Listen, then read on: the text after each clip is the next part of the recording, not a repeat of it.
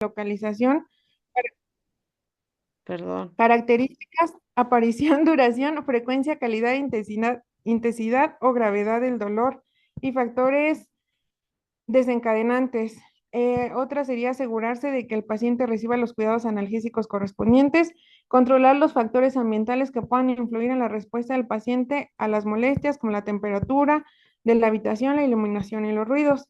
La siguiente sería control intestinal, que es del campo 1, fisiológico básico, clase control de la eliminación. Y las actividades serían anotar la fecha de la última defecación, monitorizar las defecaciones, incluyendo la frecuencia, consistencia, forma, volumen, color, según corresponda, monitorizar los sonidos intestinales, informar acerca de cualquier aumento de frecuencia y o sonidos intestinales agudos, informar si hay disminución de los sonidos intestinales, monitorizar los signos y síntomas de diarrea, estreñimiento e impactación. Evaluar el perfil de medicación para determinar efectos secundarios gastrointestinales. Realizar una prueba de sangre oculta en ese según corresponda. La siguiente intervención es cuidados de la sonda gastrointestinal. Campo fisiológico básico, clase D, apoyo nutricional, cuidados de la sonda.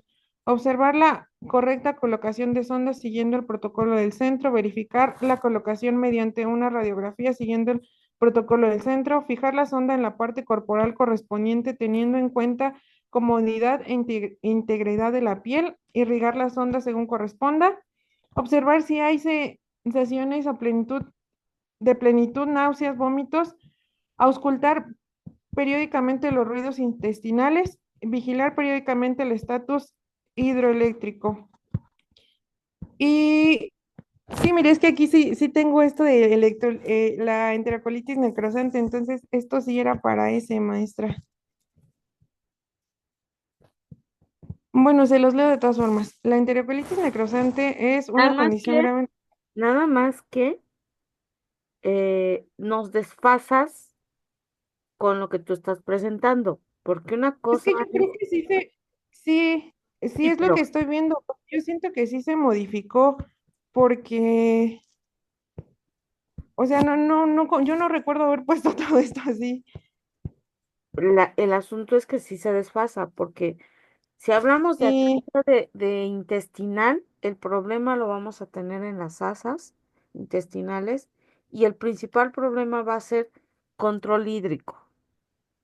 ¿Por qué? Porque todo lo va a regresar.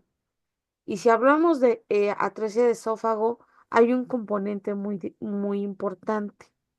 El atresia de esófago nos va a dar regularmente o está asociado a un problema que va a presentar la madre. Como cuál, a ver si se lo saben.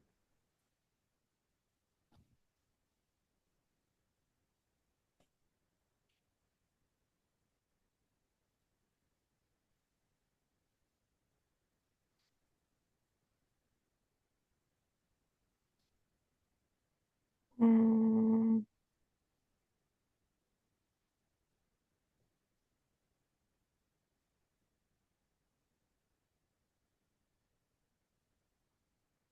¿No se lo saben?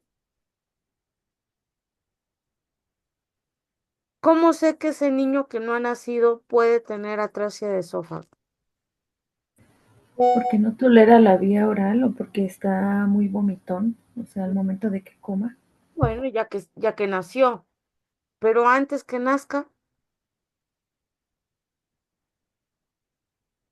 Con el ultrasonido, ay, ¿cómo se llama? Transcontinental, no. No, ah, se me fue. El que ¿qué revisa dato va el a sistema por presentar la madre? sistema. ¿Qué dato va a presentar la madre? Sí se les llega a pedir un ultrasonido estructural, pero ¿qué dato va a presentar la madre?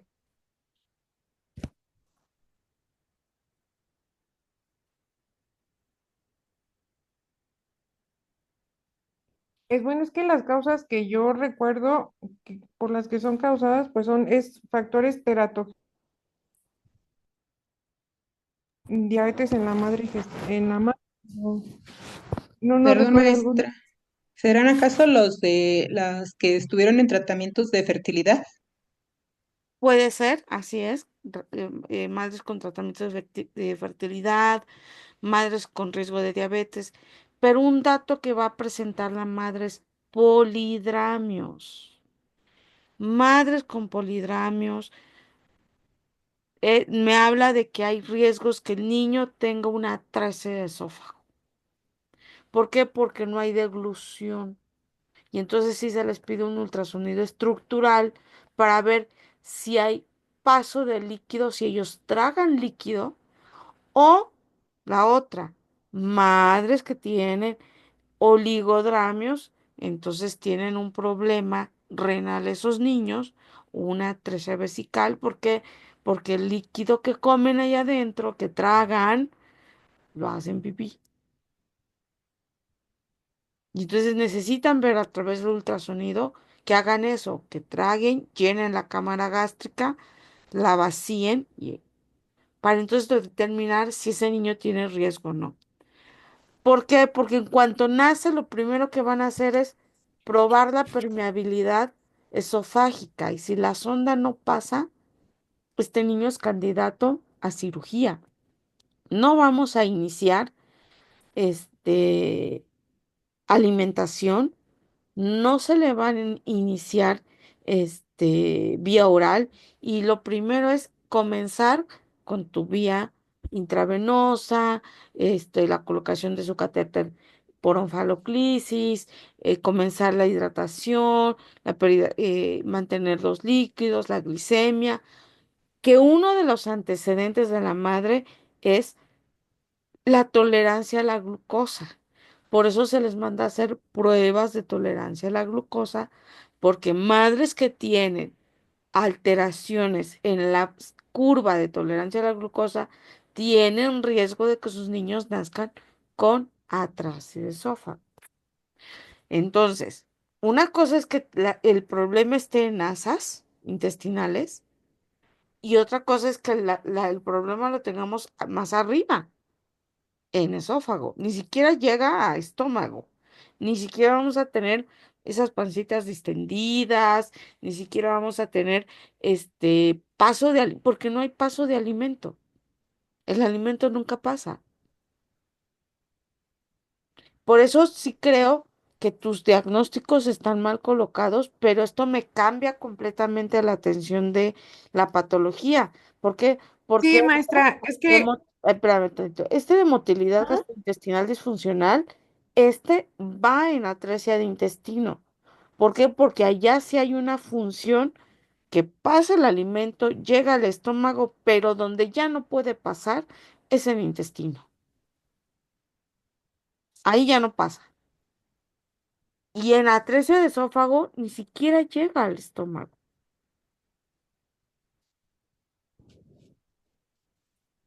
Entonces, es lo que estoy checando, porque creo que sí se me movieron, porque incluso aquí el título no corresponde, donde dice riesgo de aspiración, pero pues mi diagnóstico acá es motilidad gastrointestinal y acá está en donde está el otro, bueno, que se cambió, donde está motilidad gastrointestinal, pero el enunciado diagnóstico sí lo tengo como riesgo de aspiración.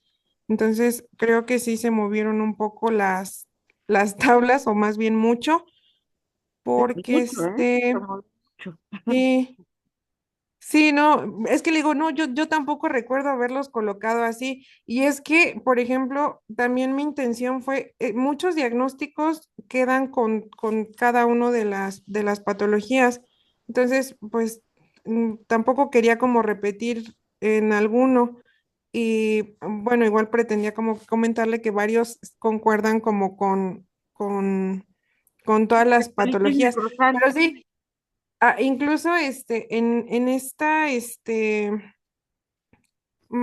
por aquí decía algo de colocación de sonda, pero dije, no, o sea, si estos bebés a veces la sonda ni siquiera pasa, entonces, ¿por qué está aquí? Pero sí se les realiza permeabilidad para probar permeabilidad, Ujú. ¿eh? Sí se les realiza. Sí se les realiza la permeabilidad, con la sonda para probar. ¿Y cómo lo saben? Porque el médico ya sabe, mujer con polidramios, riesgo de atrasia de esófago. Entonces te pide, pásame una sonda y ve preparándote por si no hay permeabilidad esofágica.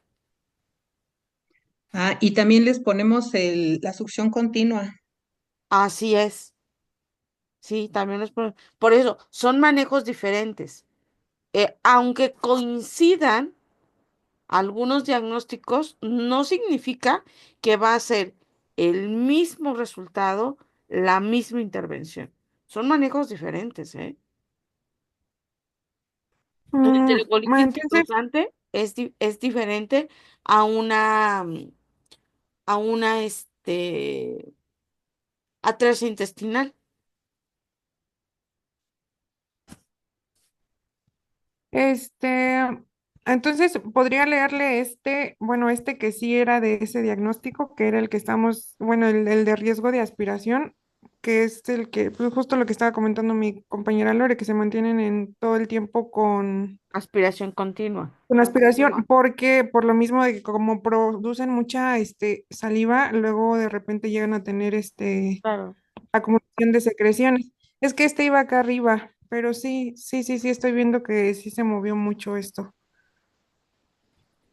Y me extraña porque lo tienes en PDF. Con PDF ya no se ve. Sí, es que lo acabo de hecho lo tengo, lo convertí en PDF ahorita para poderlo presentar, pero de hecho todavía lo tengo en el Word para realizar las modificaciones que se necesiten, pero no me había dado cuenta que se había movido tanto. Tu Word está bien, preséntamelo en el Word. Yo creo que también ha de estar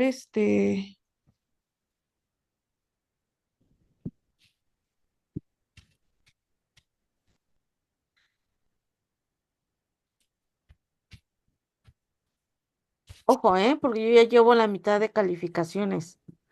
Yo el jueves debo de entregarles calificaciones y estoy terminando de evaluar. De hecho, ahorita voy evaluando de una vez. Ya tengo evaluado mapas, tengo evaluados sus apuntes de sus clases, su lista de cotejo está casi terminada. Ya solo me quedaría el caso que les voy a enviar terminando la clase, que me lo envíen y estaríamos cerrando. Así que, ojo, sus participaciones es lo que estoy vaciando. A ver, creo que aquí sí está correcto. Riesgo de aspiración. Le voy a proyectar ¿sí? Sí, adelante.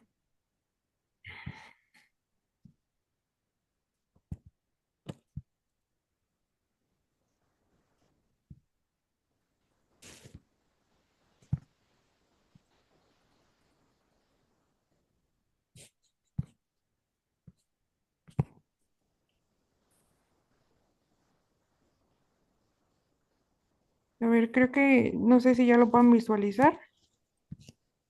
Sí, amiga. Sí, sí, sí. Ok, Hazlo un poquito bueno, más grandecito porque a mí me cuesta, no sé si a tus compañeros no. Ahí está, ahí, ya. lo siento. Vamos mejor. Este, bueno, eh, aquí estábamos en atresia de esófago. Entonces, este era el último plan de cuidados de atresia de esófago, que es el riesgo de aspiración, que, bueno, como está en el dominio 11 seguridad y protección, clase 2 lesión física.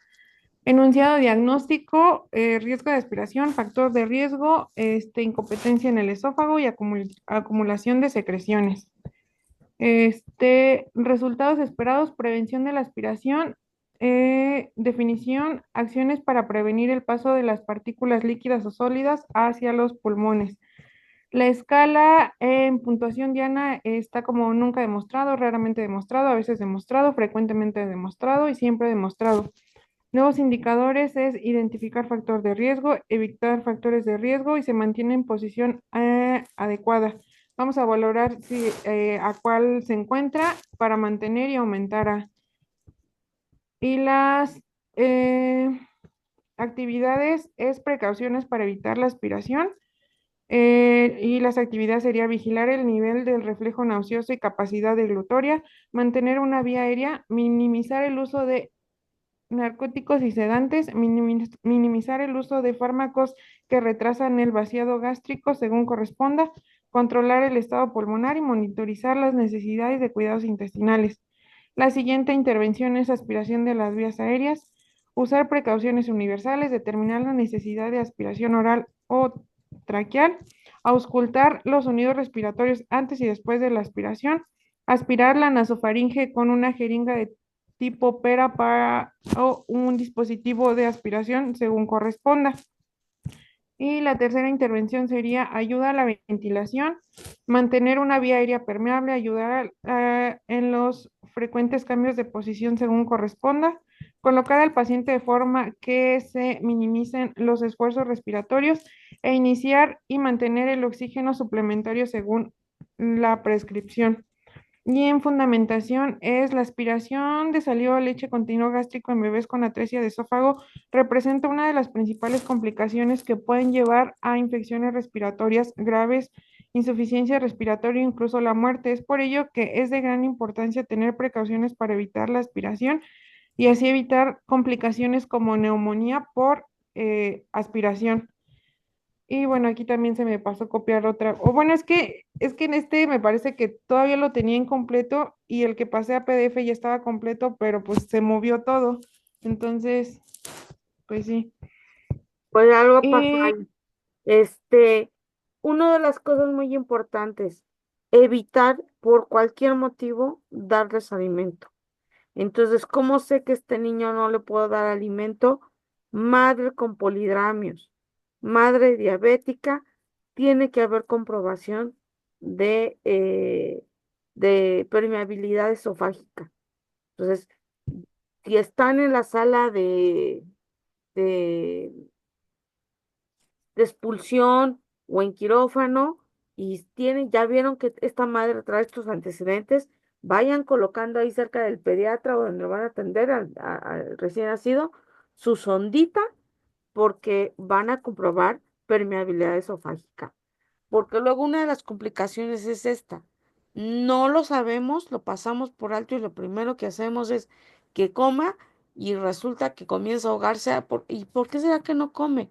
Pues resulta que tiene atrasia de esófago, ¿no?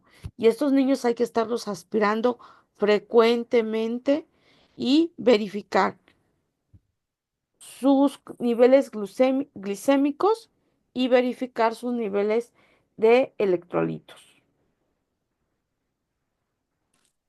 Doc, una pregunta, no sé si va a sonar muy tonta, pero No, dime, eh, ninguna pregunta es al tu. momento, al momento de verificar la permeabilidad esofágica, ¿qué datos me da la sonda para saber si está Pasa, permeable o no? no pasa. Ah, ok, Por más que tú le hagas, no va a pasar. Cuando existe permeabilidad esofágica, te entra la sonda. ok. Y estas secreciones que o el riesgo de alto riesgo de broncoaspiración o de aspiración en los bebés, ¿se queda a nivel esofágico o más abajo? No, se queda a nivel esofágico. Por eso tiene riesgos de broncoaspiración. Porque es como el tubo, se empieza a llenar, pero como no hay paso, no de gluten, bueno, de gluten, pero no puede pasar hacia el estómago, entonces se empieza a quedar ahí, se llena, se llena, se llena, y entonces empieza a rebasar, ¿y a dónde va a ir a dar? Al siguiente tubo, a la tráquea, y va a La entrar a tráquea. pulmón. Ok. Por eso se aspiran constantemente, porque no hay paso de la saliva, no hay paso de las secreciones y se va quedando ahí atorado. Ah, muchas gracias. De nada, ya. Listo, continúa, Gaby. ok. Y la última historia natural de la enfermedad es enterocolitis necrosante.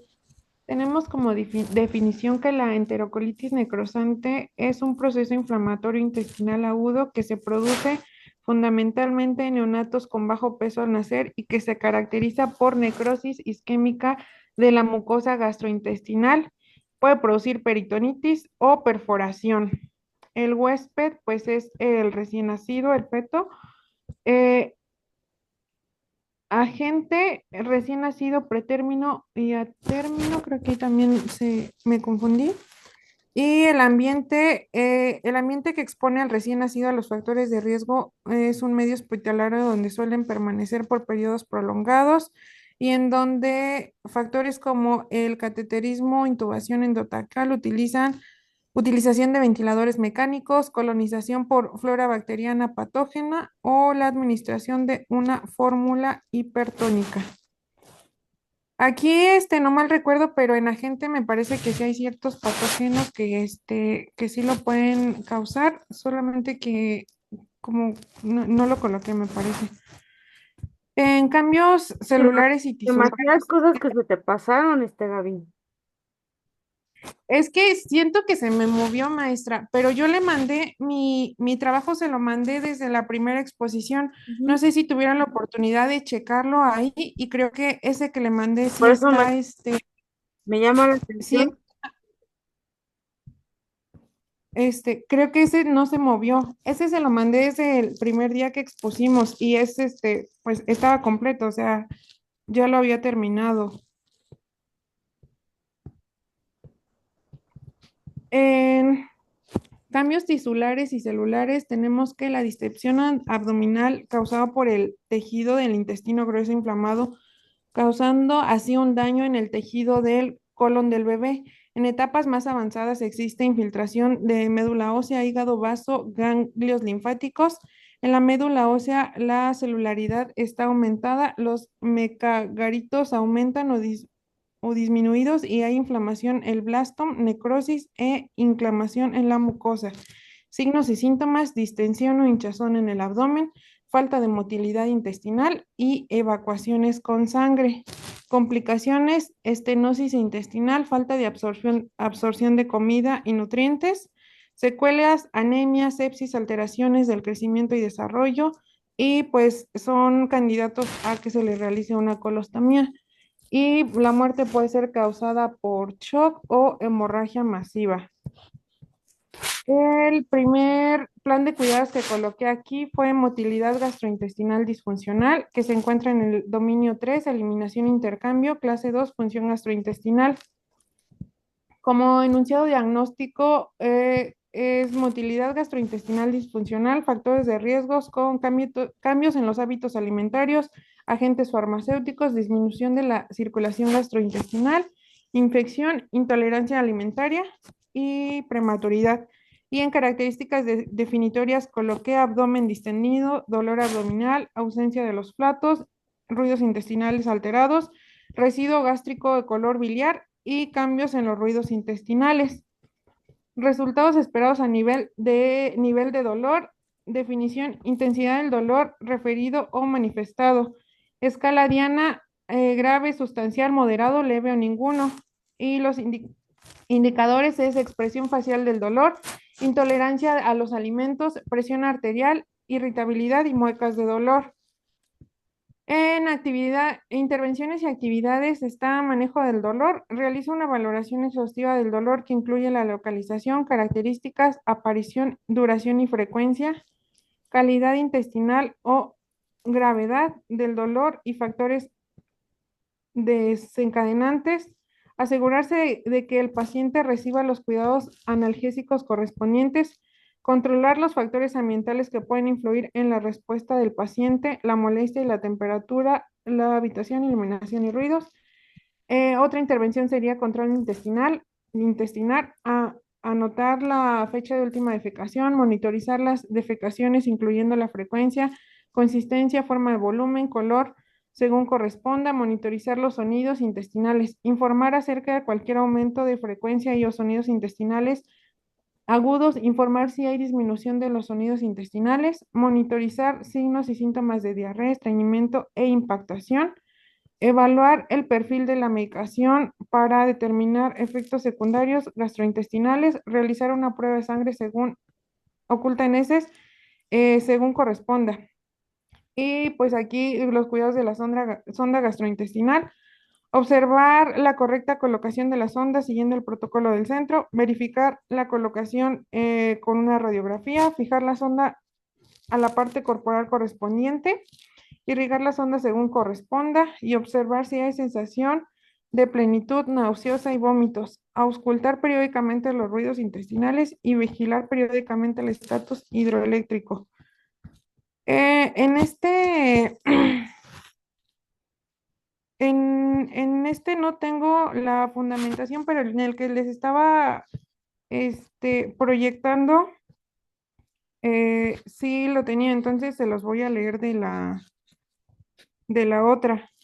Y dice, la enterocolitis necrosante es una condición grave en recién nacidos, especialmente prematuros, caracterizada por la inflamación e isquemia de intestinos, lo que puede llevar a necrosis intestinal. El manejo adecuado del dolor en estos bebés es crucial, ya que el dolor no tratado puede empeorar su estado clínico y aumentar el riesgo de complicaciones, así como el control intestinal es fundamental para prevenir la presión de la enfermedad, evitar complicaciones graves y favorecer la recuperación del intestino, por lo que un manejo adecuado del intestino es clave para mejorar la evolución del paciente.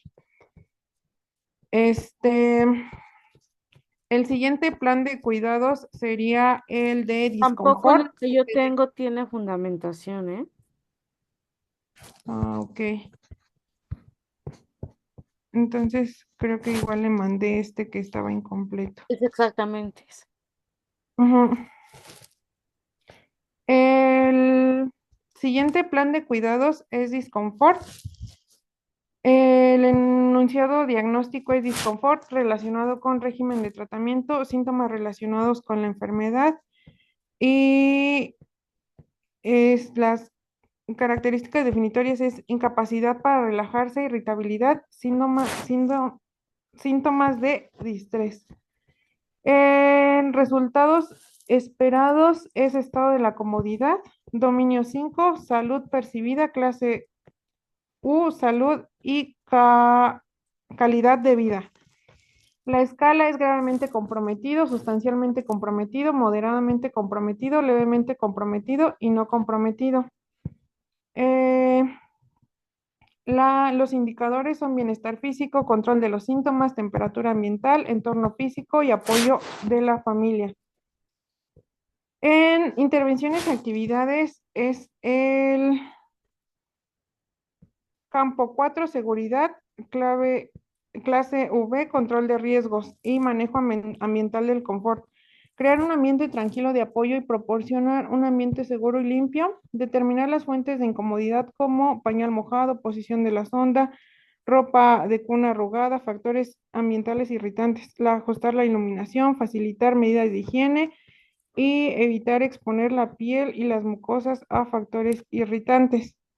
Y en fundamentación, bueno, el confort de un bebé con enterocolitis necrosante es fundamental para reducir el estrés fisiológico, mejora la recuperación, previene complicaciones asociadas a la enfermedad y la hospitalización prolongada. Y bueno, en la evaluación, pues estaríamos valorando si con las intervenciones y actividades que se realizaron, pues se logró mejorar el estado de nuestro paciente. Y el último plan de cuidados es el riesgo de nivel de glucemia inestable, que se encuentra en el dominio 2, nutrición, clase 4, metabolismo. El enunciado diagnóstico quedaría como riesgo de nivel de glucemia inestable. Los factores de riesgo serían ingesta insuficiente de alimentos, salud física comprometida, metabolismos acelerados por la respuesta inflamatoria y ayuno. En resultados esperados es el estado nutricional del dominio 2, salud fisiológica, clase G, líquidos y electrolitos. La escala diana está por desviación grave del rango normal, desviación sustancial del rango normal, desviación moderado del rango normal, desviación leve del rango normal y sin desviación del rango normal. Los indicadores es ingesta de nutrientes, ingesta de alimentos, energía, relación peso-talla e hidratación. Como intervenciones y actividades, la primera intervención es manejo de la nutrición, determinar el estado nutricional del paciente, determinar el número de calorías y tipo de nutrientes necesarios y monitorizar las calorías. La segunda actividad sería administración de nutrición parenteral total, que nos ayuda ayudar a la inserción de la línea central, mantener la permeabilidad y vendajes de la vía central según el protocolo. Comprobar que la nutrición parenteral para asegurarse que se han incluido los nutrientes correctos, mantener una técnica estéril y utilizar una bomba de infusión para el apoyo de las soluciones, controlar ingesta y eliminaciones. Y la siguiente intervención es manejo de la hipoglucemia, que es identificar al paciente con riesgo de hipoglucemia, identificar signos y síntomas de la hipoglucemia, vigilar glucemia si está indicado, monitorizar presencia de signos y síntomas de hipoglucemia como temblores, diaforesis, taquicardia, palidez y somnolencia. En fundamentación, se tiene que el manejo nutricional en bebés con enterocolitis necrosante es fundamental para evitar la progresión de la enfermedad, reducir complicaciones y promover una recuperación adecuada. La nutrición juega un papel clave en la protección intestinal, la reparación de tejidos y el desarrollo general del bebé. La hipoglucemia en un bebé con enterocolitis necrosante puede tener consecuencias graves, ya que el recién nacido se encuentra en un estado metabólicamente crítico, con un alto consumo energético y una absorción intestinal comprometida. El manejo adecuado es fundamental para prevenir daño neurológico, falla orgánica y complicaciones metabólicas. Y bueno, pues ya en escala diana, estaríamos colocando si los resultados, las actividades que realizamos nos ayuda a mantenerlo o aumentarlo a cierto parámetro. Y esos fueron mis tres planes de cuidado de enterocolitis necrosante. Estaba checando y pues sí, faltaron muchos apartados aquí, pero como fue el primero que le mandé y con las correcciones que hicimos ya con los demás compañeros, yo lo había corregido y fue el que pasé a PDF, pero ese que se pasó a PDF se movió todo, entonces, pues sí, la verdad es que creo que mi error fue no haberlo verificado antes de proyectarlo, pero pues sí, sí faltó un poquito, maestra, una disculpa. Perdón, se te ha cerrado mi micro. Un poquito, no, un mucho diría yo. Es el mismo que tú me enviaste. Este, pero sí, ahí tienes muchos errores de dedo, muchas cosas que no corresponden. Hay que ordenar el cuidado. Este, el hecho de que sean patologías gastrointestinales o del aparato gastrointestinal no significa que no hay detalles o cambios en cada uno, ¿no? Eh, ¿Quiénes tienen mayor riesgo de tener eh, riesgo de hipoglucemia? De los tres que presentaste, ¿cuál es el que tiene mayor riesgo de hipoglucemia? ¿De atresia esofágica? Así es, la atrofia esofágica. ¿Quién tiene mayor riesgos de tener los tres tienen problemas de equilibrio hidroelectrolítico, pero ¿quién de los tres tiene mayor riesgo de desequilibrio hidroelectrolítico?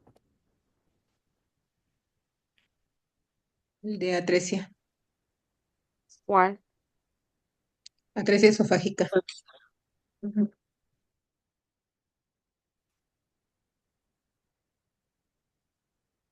¿Seguros? La enterocolitis necrotizante. La enterocolitis y la atresia intestinal. ¿Por qué? Porque ya hay un problema de mala absorción en el intestino. Ese me va a dar más problemas. Coincido en que la motilidad gastrointestinal es un problema de los tres, pero sobre todo de atresia intestinal y de enterocolitis necrosante. ¿Por qué? Porque vamos a tener pancitas así. A ver, deja de compartir, Gaby, para que yo les comparta.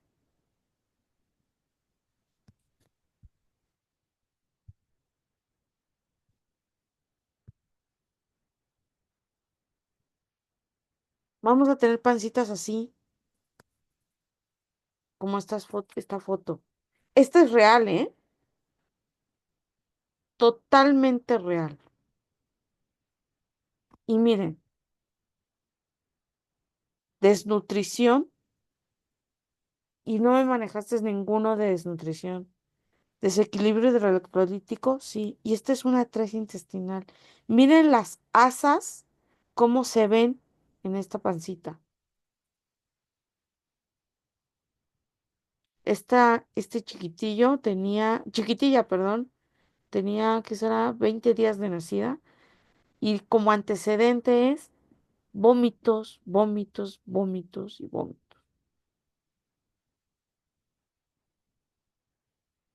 Y lo poco que pudo hacer, pues apenas y hacía, ¿no? Y miren las asas, estomaguitos en forma de tambor, asas superpuestas, palpables, visibles, la red venosa. La enterocolitis necrosante, eso es ver la red venosa también.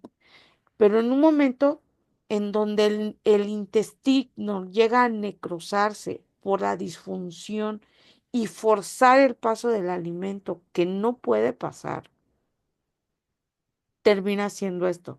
Se va reventando porque no hay movilidad, se empieza a hinchar como si fuera una manguerita y se va haciendo estas bolas.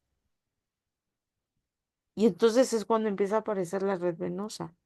Ya es un caso muy severo y como bien decían los médicos, nadie lo va a operar porque ni siquiera va a aguantar, porque miren la desnutrición que tiene esta niña.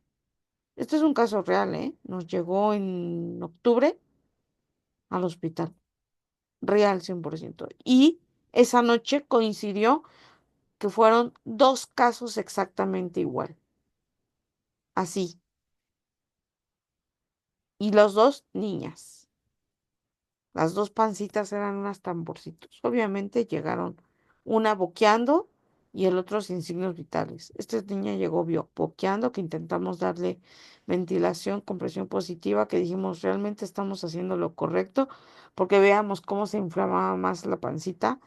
Y dijimos, híjole, sí, ya no pudimos hacer gran cosa. Y la otra, pues ya llegó sin signos vitales, con todas las venas visibles, ¿no? Entonces, esto es real, chicos. Por eso es importante identificar cuándo es uno y el otro. ¿Y cómo lo voy a identificar? Con los factores de riesgo. La madre presenta esto, esto, esto, esto, esto, puede tener esto este niño. Entonces vamos preparando material porque puede ser que me salga con estos detalles. La madre presentó esto, esto, esto, esto. Tiene alto riesgo este niño de ser una atrofia de esófago. Ahora, ¿qué pasa con la enterocolitis necrosante? El niño no nace con la alteración tal cual.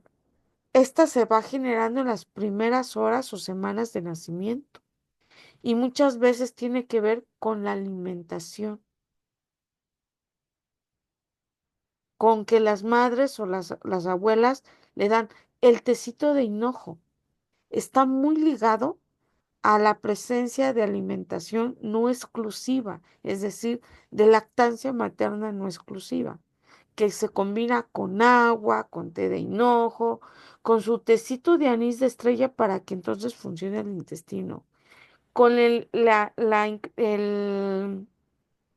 aparición del sucedáneo. ¿Por qué? Porque el niño no lo tolera de la manera adecuada. Diría mi pediatra, a ver, Blanquita, diría, ¿somos vacas? No, entonces, ¿por qué le damos al niño proteína de la leche de vaca? ¿Qué tendríamos que estarle dando? La leche materna, nuestra leche. Entonces, ¿por qué? Lo primero que hacen es que no comió bien y tiene hambre y llora. La libre demanda es la libre demanda del niño, porque a veces hasta las enfermeras somos así en alojamiento conjunto. Es que no se llena, doctor. Le vamos a dar una bolsita para que nos deje de molestar. A ver, dice, no. ¿Somos vacas? Digo, no, doctor. Ah, ok. Entonces, ¿qué tiene que hacer? Que se lo pegue la mamá. Si toda la noche quiere estar en la chichi, déjaselo toda la noche. ¿sabes qué vas a hacer?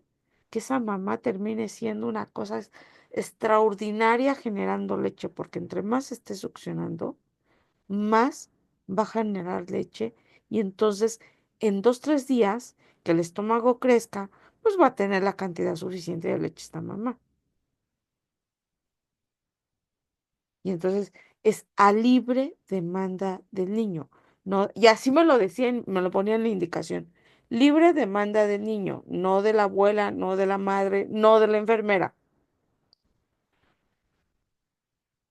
Y entonces yo decía, ya tenía que hacer labor de convencimiento, me decía la mamá, señorita, es que ya me cansé de esta posición, no he podido dormir, cámbiese de la otra, pónganse en el otro brazo y lo peguemos al otro pechito. Es que solo en el pecho quiere estar. Pues sí, libre demanda del niño. ¿Saben qué terminábamos haciendo con esas mamás? Había mamás que me decían a los 2, 3 días, señorita, me siento una vaca porque empiezo a sacar leche. Ahí sí ya empezaban a escurrir. ¿Por qué? Porque pasamos una noche incómoda, pero mira, te voy a librar muchas noches incómodas, con una por muchas, sin problema de agrietar pezones. ¿Por qué? Porque vigilábamos que estuviera bien hecho el sello. ¿Cuándo se agrieta el pezón? Cuando el sello no es correcto. ¿Y cómo voy a hacer que el sello sea correcto? Hacer la arcada del niño o del recién nacido. Con la punta del seno tocamos la punta de la nariz del niño y el niño va a hacer esto hacia atrás. Y cuando hace eso hacia atrás, se abre bien la boca, se mete, se impulsa el seno para que entonces haga la arcada correcta y entre completamente el seno hacia atrás al paladar y el niño pueda hacer el apego completo, el acoplamiento completo. Y esto va a evitar que no esté chupando aquí, pezón nada más, la puntita. Va a hacer que jale todo la parte del pezón, la aureola, perdón, y una parte del seno, de tal manera que no se va a agrietar. Así el niño esté toda la noche en el seno. Cuando no hay una alimentación correcta y empezamos a meter succedáneos y empezamos a meter otras cosas, este niño termina con lo que les acabo de decir, enterocolitis necrosante, que es otro boleto. Los tres son operables, los tres son operables, los tres son quirúrgicos, los tres tienen riesgos, los tres tienen riesgos de complicaciones, uno más que el otro, pero los tres tienen muchos riesgos. ¿Dudas? No, maestra. Ah, maestra. Ok, entonces tenemos que identificar bien la patología, factores de riesgo, identificar posibles causas para que entonces podamos ver, este niño va para allá, este niño va para acá, este niño va para allá. Aunque los tres sean quirúrgicos y gastrointestinales. ¿Sale? Bueno. Entonces, Gaby, corrígemelos, porfa, para que me los puedan integrar ya al manualito y me los puedan mandar, ¿sale? Sí, maestra, gracias. ¿Quién sigue? Yo, maestra. Janely. Sí. Va. Yo creo que nos va a dar tiempo para que revisemos uno contigo o, Ah, oh, o ahorita vemos hasta dónde nos da el tiempo, ¿sale? Para que yo les sí, dé está bien. eso al final. Ok, voy a compartir.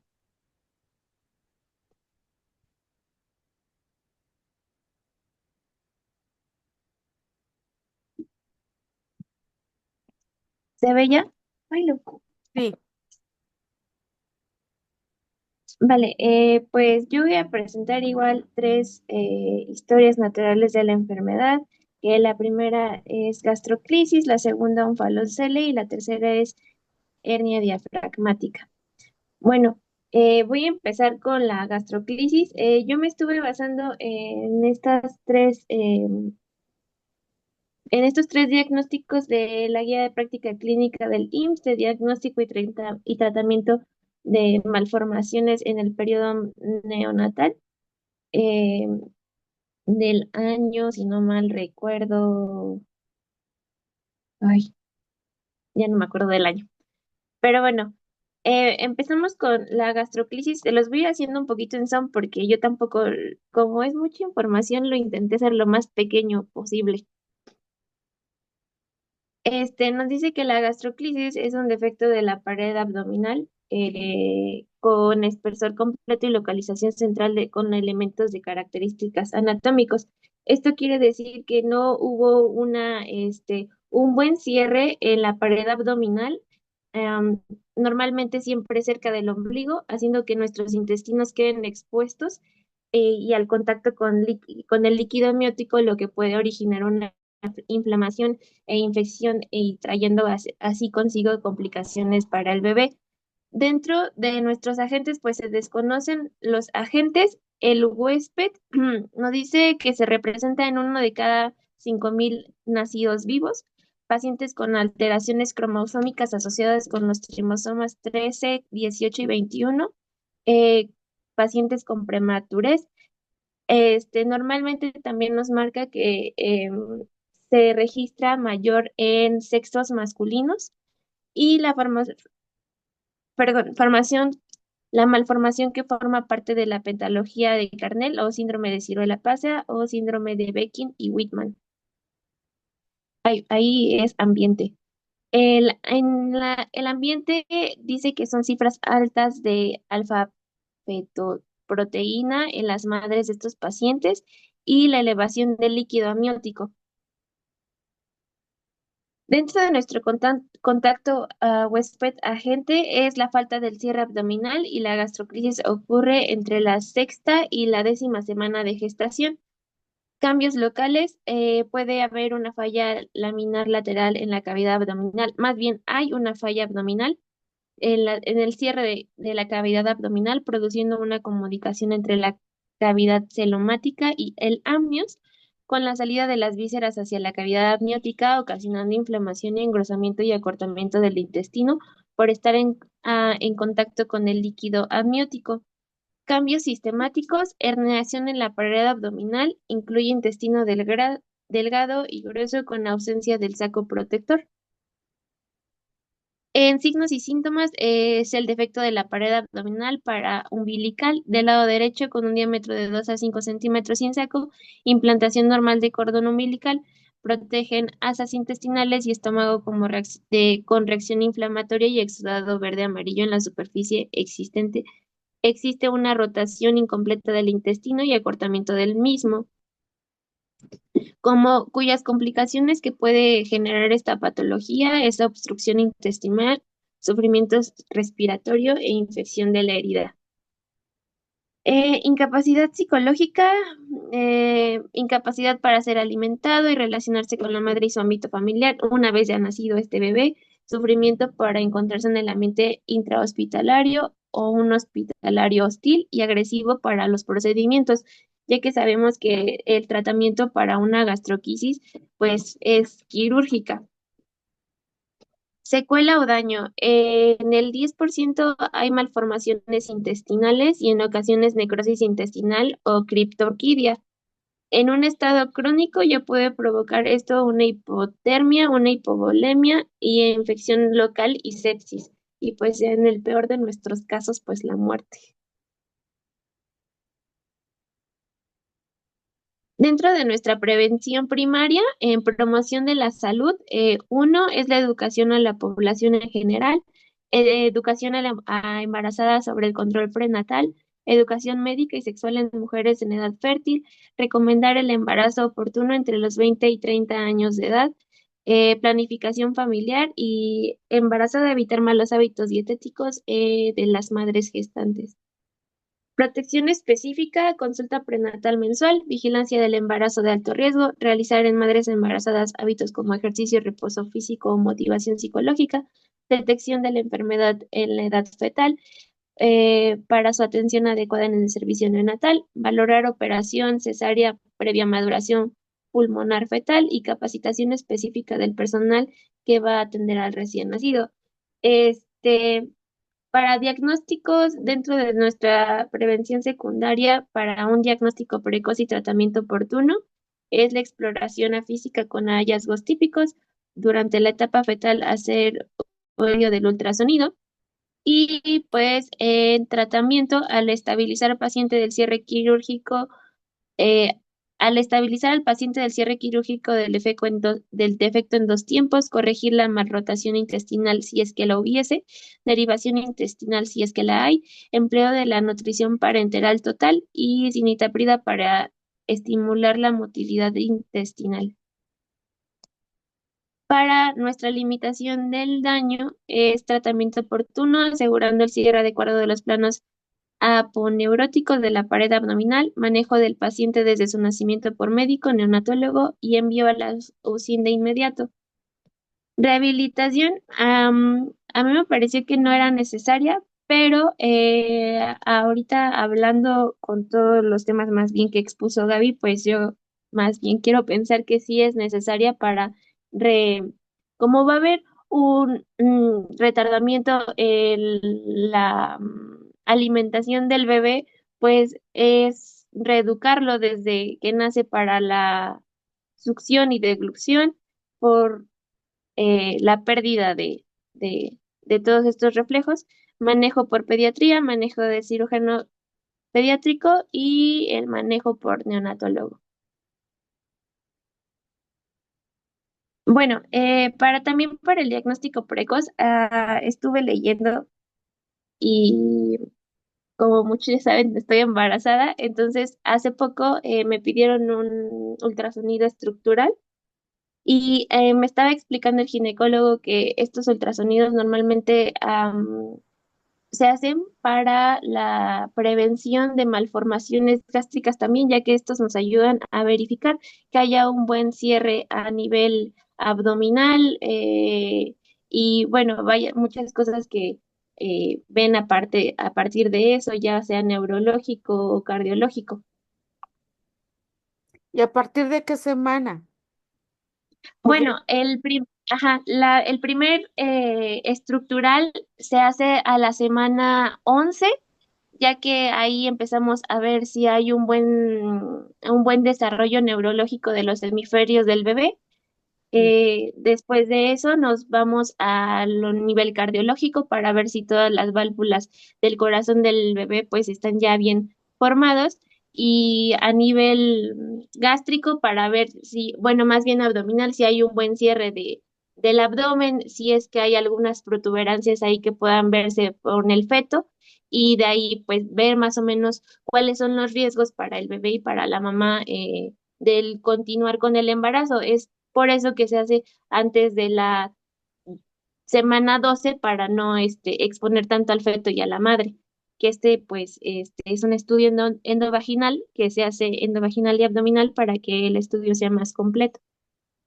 y si a partir de la semana 12 no se cerró, ya no se va a cerrar, ¿eh? Sí, bueno, me explicaban ahí que después de esa semana, pues ya nada más es el tratamiento postquirúrgico al momento de que el bebé ya nazca y ya es en un ambiente controlado. Es por eso que ahora se piden más estudios en el control prenatal para las mamás, para que al momento de nacer, pues el ginecólogo y los pediatras o neonatólogos sepan con qué vamos a encontrarnos o con qué Y se va a nos manejar. prepara- y Y preparemos ajá, un equipo para recibir a ese niño. Por eso es muy importante el ultrasonido estructural, porque te va a dar la idea de que hasta la semana 9, 10, bueno, se está terminando de formar. El primer trimestre es de formación, de cierres, de todo. Pero si en la semana 11, 12 no se cerró, aún aparece algo ahí anormal, ya no se va a cerrar. Y entonces es continuar con un embarazo de alto riesgo y es estar monitorizando más y preparar todo el escenario de nacimiento de este niño que va a ser por vía cesárea, con un equipo de cirujanos, con un equipo de neonatólogos, ¿Por qué? Porque tenemos que recibirlo en otras condiciones.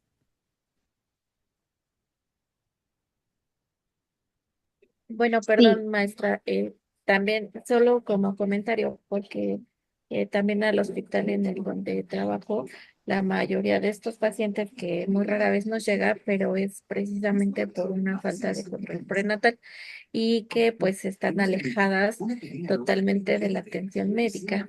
Entonces, como pues es una patología detectable desde el embarazo, cuando llegan dicen es que pues yo no me hice ningún ultrasonido, yo no sabía que venía así. Entonces, pues sí, como personal de salud nos toca todo el estrés y todo el manejo para hacer el envío adecuado si es que no podemos atenderlo y todas estas cosas. Y bueno, en lo personal, hemos tenido pocos casos y de esos pocos casos solamente uno es el que sí fue exitoso. Gracias, Lore. Gracias por compartirnos tu experiencia. Síguele, Jan.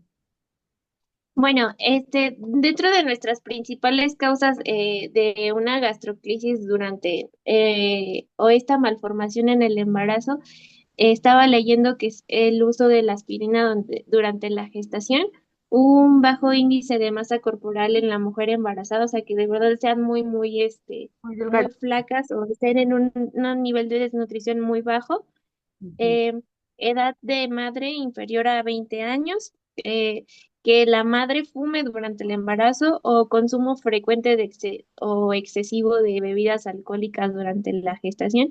Y la causa más frecuente que siempre va a ser como mayor riesgo en una mujer embarazada es la infección de vías urinarias recurrentes, ya que, bueno, esta cambia el pH y aumenta el riesgo de infección en el amnios y hace un montón de cosas a nivel eh, metabólico de la madre y ya como en el estado gestante no se puede consumir cierto barrera antibiótica, entonces limita el tratamiento de las infecciones urinarias.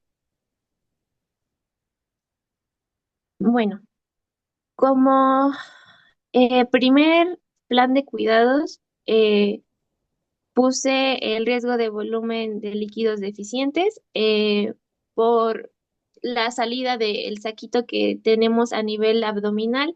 Estos órganos pues están expuestos ya en un ambiente hostil, en un ambiente pues en un ambiente no controlado aparentemente dentro del hospital. Entonces, la definición de la etiqueta diagnóstica que se encuentra en el dominio 2 clase 5 volumen de líquidos, es disminución de líquido intravascular, intracelular y o intersticial. Se refiere a la deshidratación o pérdida de agua sin cambio en el nivel de sodio. Con factores relacionados y condiciones asociadas es la desviación que afecta la absorción de fluidos, pérdida excesiva de líquidos por ruta normal, que en este caso sería el defecto más bien como la gastroclisis, y el régimen terapéutico dentro del hospital. La fundamentación científica, el manejo de un paciente con gastroclisis requiere de un enfoque multidisciplinario donde la intervención de enfermería es crucial. Los cuidados de enfermería en el manejo de estos pacientes incluyen la protección de los órganos expuestos, el monitoreo de signos vitales y la prevención de infecciones y el apoyo emocional tanto al paciente como a la familia. El equipo de enfermería debe trabajar de manera colaborativa con otros profesionales de la salud para garantizar la supervivencia y recuperación del recién nacido con gastroclisis. Em, Dentro de nuestras intervenciones es la monitorización de líquidos, identificando posibles factores de riesgo de desequilibrio de líquidos, explorar la turgencia cutánea, observar mucosas y turgencias de la piel, administrar líquidos según corresponda, monitorizar según signos vitales según corresponda, manejo de líquidos, mantener el equilibrio de los líquidos y prevenir complicaciones derivadas a nivel de líquidos anormales no deseados, reposición de líquidos, administrar líquidos IV según prescripción, monitorizar la respuesta hemodinámicamente, administración rápida de líquidos y monitorizar la eliminación de los mismos. Dentro de nuestros resultados esperados está el equilibrio hídrico en el código 0601 de nuestra NOC, cuyos indicadores es la presión arterial media, pulsos periféricos, entradas, salidas y salidas diarias equilibradas, y nuestro como pan de cada día o cada turno es siempre estar vigilando el peso del bebé. Hidratación, cuyo, cuyo código es 0602, eh, y sus indicadores de urgencia cutánea, membranas mucosas húmedas, ingesta de líquidos, sodio sérico, hidratación cutánea, humedad de las membranas mucosas, y dentro de también la eliminación urinaria, que está en el código 0503 y cuyo indicador es el patrón de eliminación. Yo la verdad quise destacar el riesgo de volumen de líquidos deficiente por la exposición de los órganos que hay en Así es. nuestro bebé, porque pues como no es lo mismo que estén adentro que estén afuera, hay alto riesgo de, por ejemplo, en nuestra bueno, empezando que estos bebés tienen que estar en un aislamiento por el alto riesgo de infección. No siempre podemos manejar la pérdida de líquidos por esta parte de la malformación, ya que pues nuestros órganos están expuestos. Entonces, a mí la verdad sí me pareció como lo más importante el riesgo de volumen de líquidos, porque si empezamos con la pérdida de líquidos por ahí, más que nuestro bebé no puede tener una alimentación realmente complementaria, pues ya es un poquito más preocupante. ¿Algún comentario hasta aquí o no? Continúa No, ninguno. Ok. Bueno, como segundo diagnóstico puse etiqueta de diagnóstico integridad de la piel deteriorada, que es dominio 11, seguridad, protección, clase 2, lesión física y concepto de la integridad tisular, cuya definición es una epidermis o dermis alterada, cuyos factores relacionados son condiciones asociadas, una disminución de la perfusión tisular, inmunodeficiencia, neonatos en unidad de cuidados intensivos, metabolismo alterado, disminución de la perfusión tisular, cuyos factores relacionados viene siendo el índice de masa corporal por debajo del rango normal para la edad y sexo, conocimiento inadecuado sobre el mantenimiento de la integridad de los tejidos y conocimiento inadecuado sobre la protección de la integridad de los tejidos. Esto lo quise poner más bien para resaltar de que, bueno, durante mi servicio social hubo varios pacientes con gastroquisis y en el área de OSIN no siempre hay pues especialistas en neonatología, y muchos de nosotros la verdad es que desconocemos el buen manejo de un paciente con este tipo de malformaciones, ¿no? Entonces no sabemos, por ejemplo, en el caso de estos pequeños, que tenemos que poner las apósitos húmedos, estarlos cambiarnos cada cierto tiempo a una cada cierta temperatura. Entonces no siempre llevamos como un buen manejo dentro de la terapia a estos bebés, porque o cuidamos la parte de que tienen los órganos afuera o no sabemos cómo movilizarlos, o eso a mí me pasó, que no sabes cómo tomar al bebé para no, no provocarle una lesión más grave. De Dentro de nuestra de zona, entrada, igual que las meningoceles, impactan. Que tú sí, veas claro, por fuera de entrada, impacta, ¿no? Entonces eso ya te da como el temor de cómo los manejo. Entonces, ¿cuáles son los riesgos de estos niños? Uno es la infección, porque hay una exposición de un órgano, y el otro es el desequilibrio. Entonces, eh, cuando yo sí tuve pacientes con gastroclisis, con onfaloceles, con meningocele, y sí, entiendo que al principio impacta ver el órgano de fuera.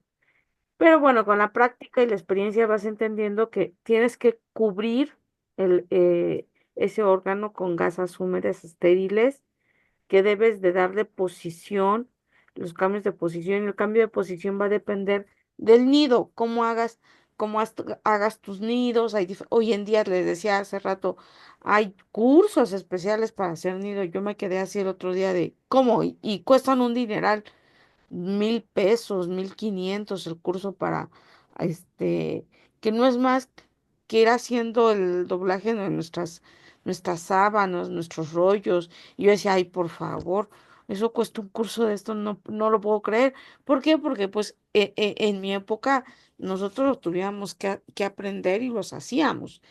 Y veíamos en qué condiciones, a veces poníamos placas de algodón abajo de tal manera que hiciéramos literal como una bolsita para que el niño nada más estuviera así, sentadito, acostado, lo movíamos de un lado, del otro, pero sí cuidar mucho el órgano. Pero sí entiendo que es a veces complejo cuando llegas por primera vez o no tienes la experiencia y tú ves el órgano expuesto y sí, lo primero que dices es cómo lo voy a mover.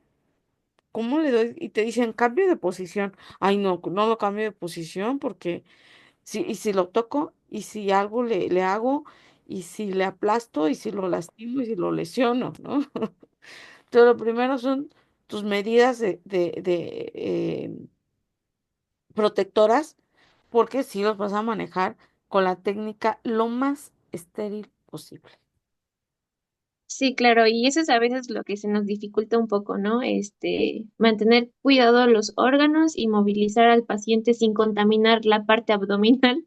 Así es correcto. Entonces, bueno, dentro de la fundamentación científica, puse que el deterioro de la integridad tisular en pacientes con gastros es una complicación significativa que se presenta debido a la evisceración de los órganos abdominales fuera de nuestra cavidad abdominal. La piel y otros tejidos de la pared abdominal pues no están intactos, lo que lleva a un riesgo elevado de daño y complicaciones en el tejido expuesto. El deterioro de la integridad tisular es crítico para prevenir complicaciones graves como infecciones y promover una recuperación óptima, y el enfoque se basa en la protección de los órganos expuestos, el manejo de la temperatura y la nutrición y prevención de infecciones y el monitoreo continuo de, de la cicatrización. Como ya sabemos, primero en el tratamiento quirúrgico de la gastros, pues existe un cierre primario en caso, bueno, por lo que leí hay un cierre primario y un secundario, o por etapas en caso de rotación intestinal o dependiendo de la gravedad de la malformación.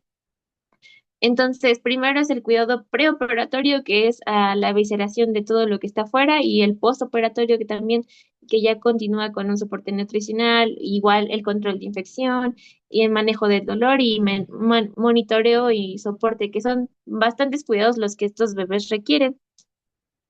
Dentro de nuestras actividades e intervenciones de enfermería, siempre va a ser vigilancia de la piel, observar el color, el calor, la tumefacción de pulsos, textura, en caso de verificar si hay algún tipo de edema o ulceraciones en las extremidades, vigilar el color y la temperatura de la piel, observar si en las zonas de decoloración hay hematomas o pérdidas de la integridad de la piel y las mucosas, documentar los cambios de la piel y mucosas e instaurar medidas para evitar un mayor deterioro.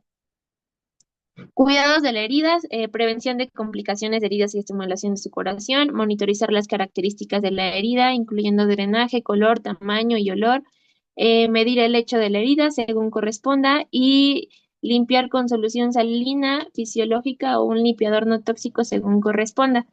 Cambiar el apósito según la cantidad de exudado y drenaje y documentar la localización y el tamaño del aspecto de la herida.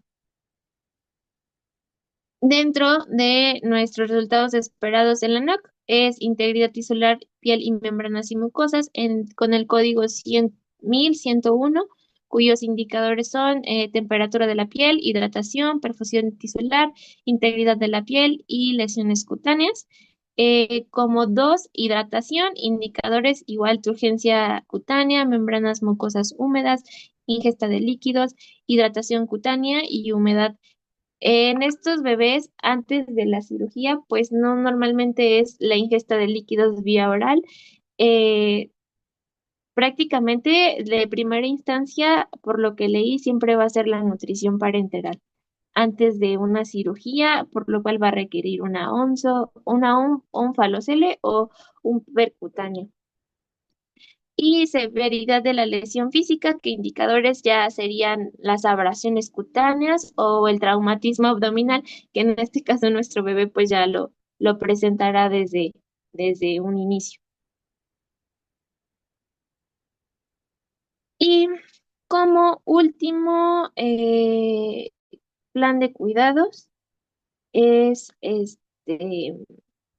dolor agudo en un dominio 12 confort y clase 1 confort físico en un concepto de dolor, que como definición nos da a una experiencia sensorial y emocional desagradable asociado con el daño tisular real o potencial, o descrito en términos de dicho daño, o una asociación internacional para el estudio del dolor, de inicio repentino o lento de cualquier intensidad de leve a grave, con final anticipado predecible y con una duración menor a 3 meses. Factores relacionados o condiciones asociadas, pues está manifestado por parámetros físicos alterados, cambio del apetito, diaforesis, evidencia de dolor mediante usos de escalas de dolor y expresión facial al dolor.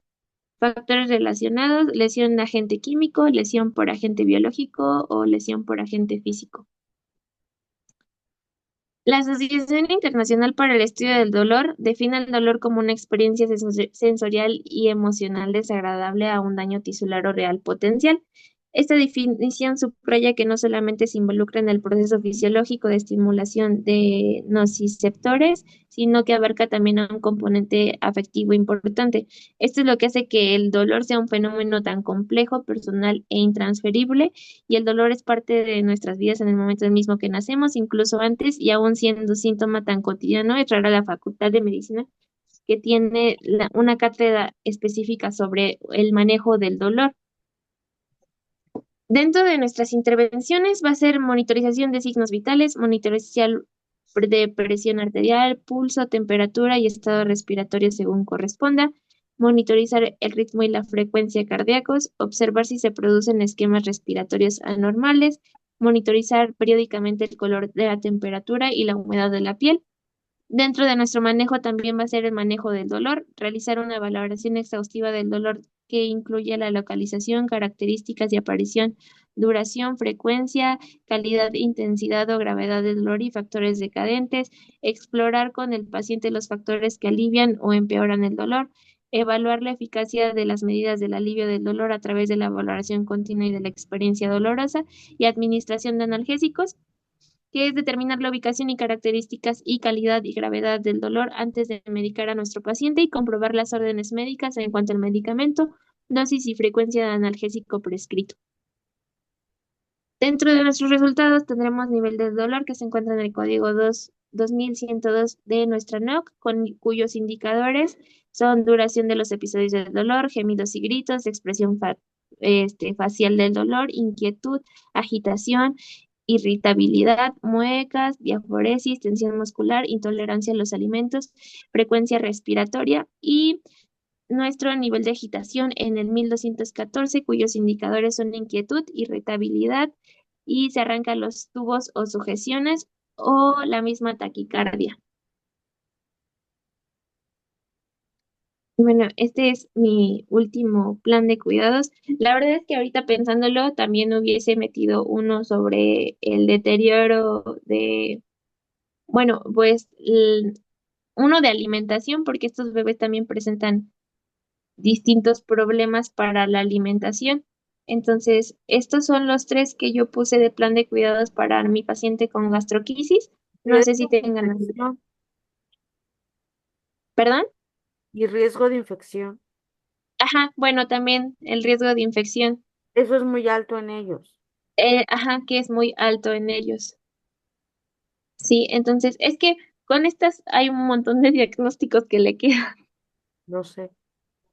Sí, entonces, pues hay muchas cosas que tenemos que, vigilar con estos pacientes de gastroquisis, pre y post, tratamiento quirúrgico, son muchos, es mucho el tiempo que estos pequeños pasan en en UCIM, si es que algo no se complica. Y bueno, no sé si nos dé tiempo de continuar con el segundo o Sí, como me digan. sí. ¿Sí? Bueno, el segundo es de Onfalocele y mi historia clínica me dicen si la logran ver bien. La definición es un defecto de pared abdominal que produce la herniación de las vísceras abdominales a través de la base del cordón umbilical, que puede ser constituida por una asa intestinal aislada o por gran parte de los intestinos, inclusive el hígado y vaso y páncreas, que ésta está cubierta por una membrana translúcida. A diferencia de la gastroquisis, como se puede ver en la imagen, la onfalocele va a venir acompañada de un saquito y la gastroquisis ya realmente son los órganos expuestos al ambiente. Dame creen. Ok, esta está cubierta por una membrana translúcida que formada por tres capas, que viene siendo el peritoneo en contacto visceral y la gelatina de Wharton y amnios hacia el exterior, en la cual se insertan en los vasos umbilicales. En agente, como tal, igual es un error muy precoz de la morfogénesis fetal y el huésped es un recién nacido con malformaciones cariotípicas como la trisomía igual 13, 18 y 21.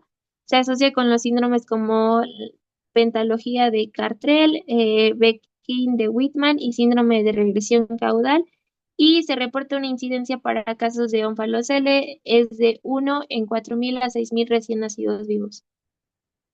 El ambiente, el onfalocele es un error muy precoz de la morfogénesis fetal. En la tercera semana de gestación, el embrión pasa de su estructura trilaminar a otra cilíndrica que se acompaña de tres procesos de invaginación, cefálico caudal y lateral. Dentro de nuestro contacto con huésped agente, pues nos dice que es la falta de cierre abdominal. La onfalocele gigante se define como falocele en el defecto de la pared abdominal, que es mayor de 5 centímetros, y o la herniación hepática, cuyos cambios locales es el saco, la membrana que protege las vísceras y la cavidad abdominal y que no está completamente desarrollada. Cambios sistemáticos. Si la membrana se rompe intraútero, el tejido intestinal es expuesto al líquido amniótico, el cual es irritante y produce edema, induración y la apariencia acardonada en el intestino, por lo cual el desarrollo de una adecuada peristalsis y absorción es lenta. Aquí no sé si me puede ayudar, Doc, porque yo me quedé con una duda cuando leí esto, sobre si antes de que el neonato nazca, existe la ruptura de este saco que protege el tejido intestinal y la parte del hígado y el vaso. Si hay una ruptura dentro de la mamá, ¿se vuelve ya una gastroquisis al nacer?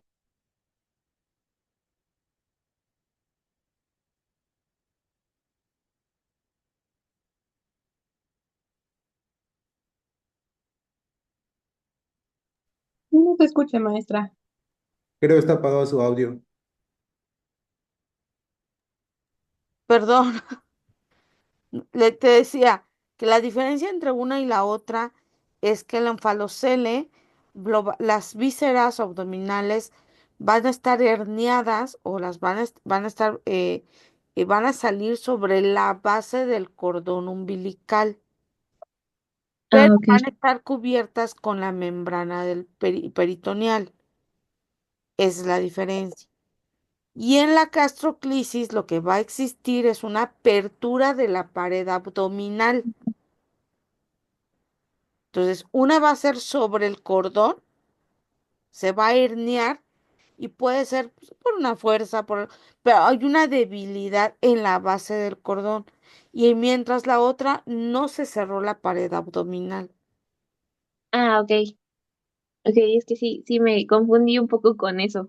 Sí, sí, sí, porque dices, bueno, de todas maneras las vísceras están afuera, o sea, entonces, ¿cuál es la diferencia entre una y la otra? Sí, entre una y la otra. ¿No? No, la Sí. primera es que en la le va a haber un defecto de la pared, pero las vísceras abdominales van a herniarse sobre la base del cordón, pero sí va a estar cubierta por la membrana peritoneal, contrario a la gastroclisis. Ahí no hay no la cubre nada. ¿Por qué? Porque la pared no se cerró. Maestra, yo también tengo una duda. Ujú. ¿En cuál de las dos patologías se utiliza el silo? ¿O en las dos? Bueno, puede usarse en los dos, va a depender también de la exposición de la víscera, ¿no? Pero sí puedes usarlo en los dos. Ok, gracias, maestra. Por ejemplo, miren, en onfalocele puede ser un cierre primario o diferido, es decir, no de entrada se cierra completamente. Va una primera fase y luego tenemos una siguiente fase. Eh, Va a haber una protección, bueno, es necesario en ellos un soporte mecánico respiratorio. ¿Por qué? Porque estamos hablando que hay, las vísceras están en el cordón umbilical. Entonces, hay que ver que se esfuerce lo menos posible estos niños. En el caso de la gastroclisis, también hay en serio un cierre en dos tiempos, sin embargo, no necesariamente van a un soporte respiratorio. ¿Dónde hay mayor presión? En la onfalocele.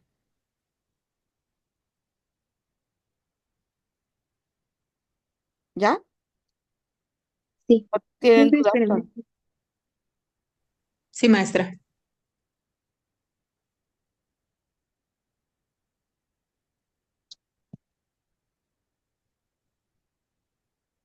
Voy, es que cerré el archivo, creo, y ya no sé dónde quedó. Maestra, yo tengo una duda. Dime. En estos casos, ¿siempre se les debe de poner antibiótico como profilaxis? Sí, porque tienes exposición de órganos. Ok. ¿Y es debe de ser de algún grupo en específico o no? No precisamente un grupo en específico. Bueno, recuerda que hay una tabla es como la escala de analgesia, así la escala de antibiótico, de microterapia, de antimicrobianos. No Ok, necesariamente tienes que poner una cefalosporina, una vancomicina, pero sí un antibiótico de protección. ok. Gracias.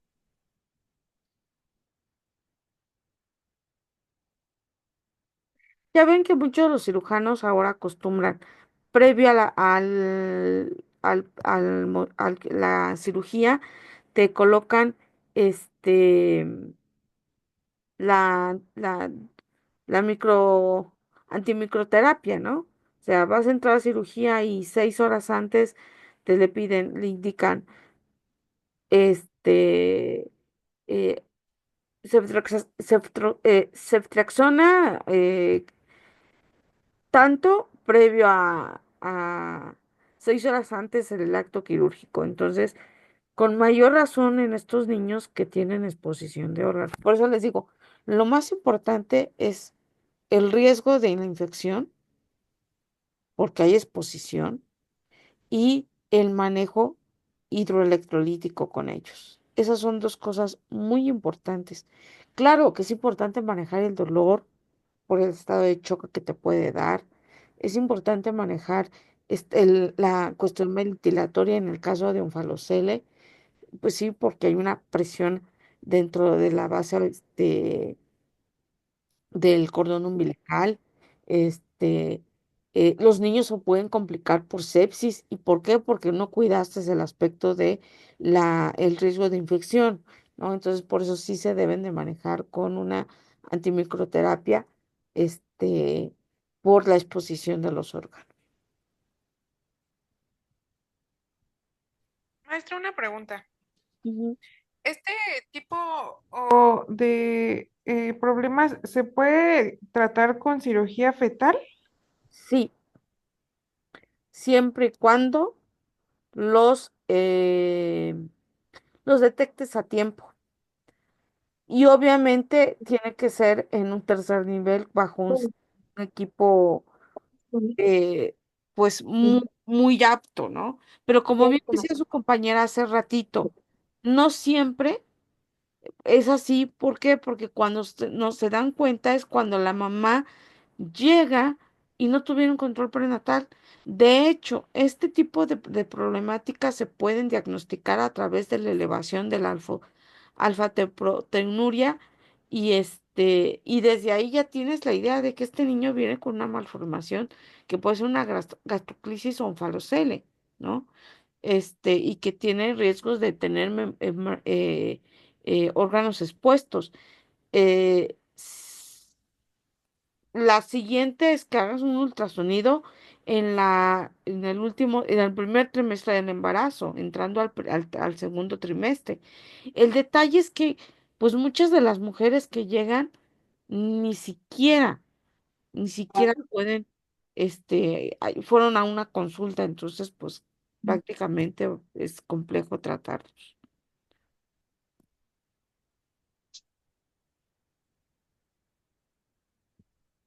Bueno, igual muchas de las causas de la onfalocele, igual que la gastroclisis, dependen mucho de nuestros factores ambientales prenatales, que son el consumo de tabaco, alcohol, drogas, infecciones de embarazo, ya sean biliares o una rubiola en la madre, puede aumentar el riesgo de la ónfalo, la edad materna también avanzada, que esta ya va a ser siempre por encima de los 35 años, aumentan las probabilidades de sufrir defectos congénitos e incluso ya incluido la onfalocele. Nutrición pobre, la falta de nutrientes esenciales de la madre, especialmente el ácido fólico durante el embarazo, puede provocar esta malformación fetal, o el desarrollo fetal anormal. Y pues, y también ya como historia familiar, que ya se haya un presentado dentro de la historia familiar, pues casos de ónfalo, gastros o defectos congénitos, y estos pueden pues aumentar el riesgo de padecer alguna afección o malformación. Dentro de nuestros signos y síntomas es la localización del defecto en el anillo umbilical, dentro de la membrana indemne o rota.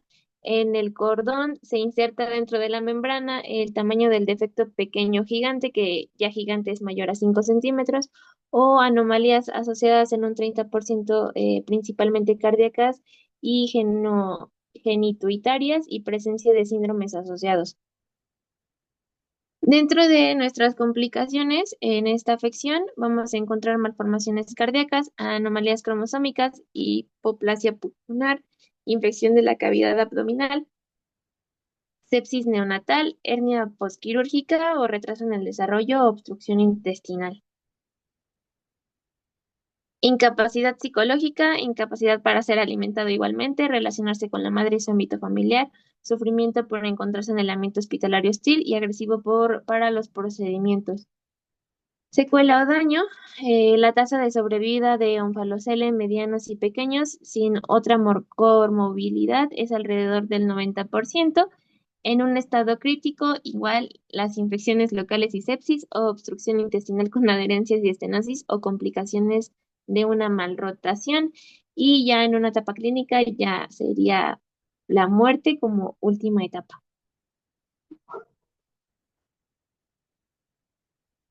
Dentro de nuestra prevención primaria, promoción a la salud, igual siempre va a ser la educación de las embarazadas sobre el control prenatal, educación médica y sexual, y a mujeres en edad fértil, recomendar el embarazo oportuno entre los 20 y 30 años, planificación familiar y las embarazadas evitar malos hábitos dietéticos de las madres gestantes.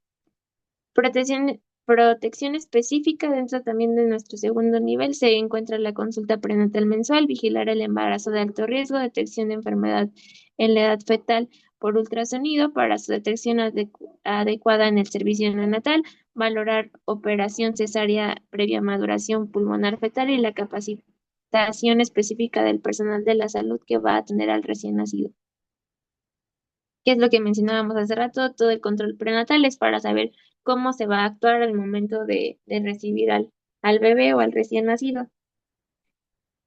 Dentro de nuestro diagnóstico precoz y tratamiento oportuno es identificar los polidriamos por un cuadro de obstrucción intestinal. Durante la etapa fetal se hace por medio de una ecografía obstétrica, hernia de cordón umbilical con un anillo umbilical intacto con defecto de la fascia menor a 4 centímetros.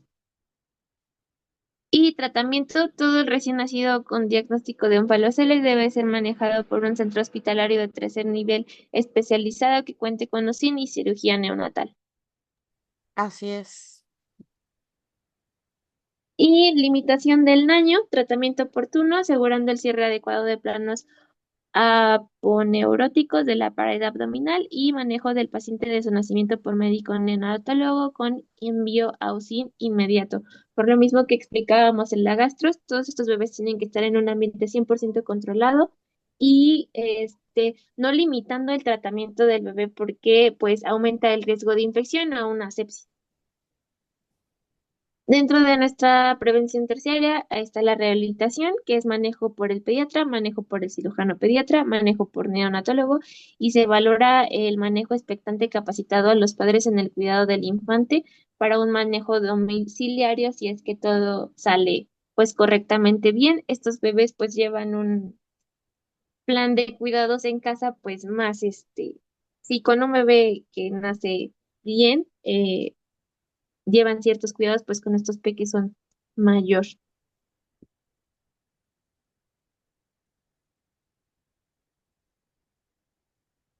Bueno, voy a empezar Yo igual creo con que lo vamos a dejar hasta ahí. Son 10 para las 7, ya son 8 para la 1.